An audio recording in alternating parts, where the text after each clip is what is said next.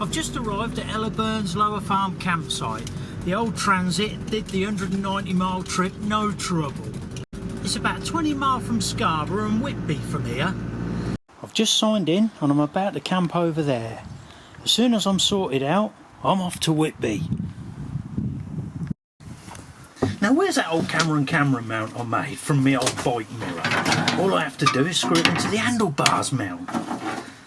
Right, let's try it.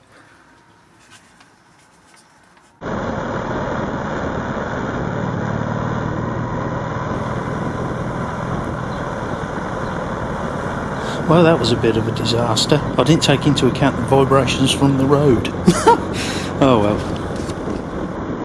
This is the far end of the harbour. It's a nice quiet spot to pull up and take a break before going on to Whitby Abbey. I also got a great holiday snap of me on the bike here.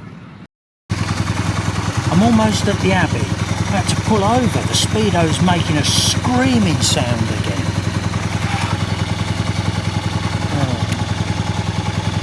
I've just tried to film the noise of this speeder, but I can't do it. I'm going to have to rig something up when I get back to the campsite, if it's still working. But the needle just keeps flicking from one to the other like that. The tripometer and the miles, they're okay. That's the infamous Abbey where Dracula first landed in the country.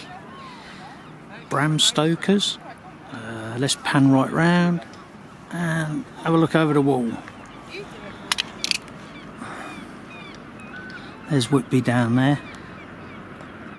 I'm just back at the campsite. I've just pulled the light out and now I'm going to spray some WD-40 inside the clocks. It's a lot easier now I've removed the plastic. That should quieten it down. It did steady up on the way back. The speedo sort of read right. Today I'm in Scarborough. It's absolutely heaving, but I found a quiet spot overlooking the harbour. There's some great roads in and out of Scarborough. I'm going to have a drink and then I'm going for a cruise around.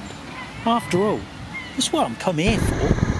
I was coming down the road from the pub last night and it was pitch black, and all that cheap LED front light did was to put an oval shape on the road. I couldn't see a thing. I'm on a ride across the Yorkshire moors today.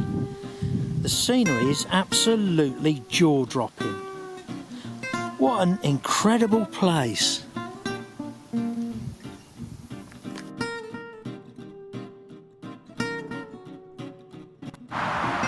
I don't believe it. I've just got a front flat. Luckily, I was in West Ayton and I could see the petrol station.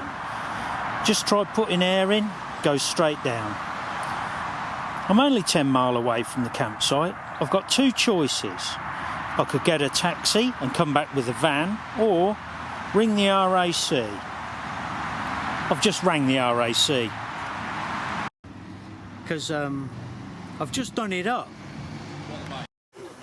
Well, that's it. I'm back at the campsite. I'm either got to stop the night and then go home, or go into town the next day, which is about a mile's walk. Long way. I'm not sure what to do.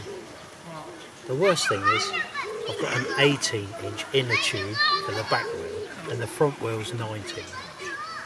So I'm going to have to decide what to do. But I'll tell you what I'm going to do tonight. I'm going to get hammered.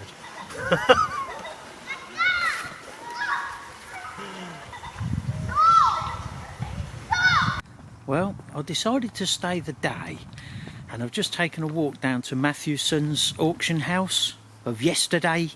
Is it yesteryear's fame? It was alright. It's not too bad walking. You ought to try it, you lazy lot. It's the car auctions and there's a fantastic Transit up for auction. Only £6,000. Do you know what? I reckon I'm going to get that.